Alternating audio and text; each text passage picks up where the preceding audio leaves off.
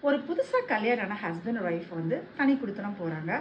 அந்த போற வீட்ல வந்து ஒரு அழகான சிட் அவுட் இருக்கு. அதனால டெய்லி காலையில அங்க காஃபி குடிச்சிட்டு கொஞ்ச நேரம் டைம் ஸ்பெண்ட் பண்ணும்போது, ஆப்போசிட்ல ஒரு லேடி வந்து கரெக்ட்டா அவங்க காஃபி குடிக்கிற நேரத்துக்கே வந்து துணி துவைச்சு காய போடுறாங்க.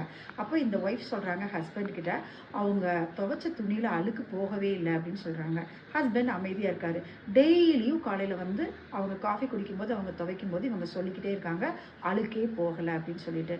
அடுத்த நாள் காலையில இதே மாரி உட்காரும்போது, அவங்க ஹஸ்பண்ட்ட கூப்பிட்டு சொல்றாங்க, "இங்க வந்து பாருங்களேன், அந்த அம்மா நல்லா துணி துவைக்க கத்துக்கிட்டாங்க. புதுசா சோப்பு வாங்கியிருப்பாங்க போல" அப்படின்னு சொல்லி அவங்க ஹஸ்பண்ட்ட காமிக்கும்போது, அவங்க ஹஸ்பண்ட் சொன்னாராமா, "இல்ல, இல்ல இன்னைக்கு நம்ம வீட்ல இருக்கிற விண்டோல இருக்கிற கண்ணாடிய வந்து நான் தொடச்சு சுத்தம் பண்ணுனேன்" அப்படின்னு சொன்னாங்க.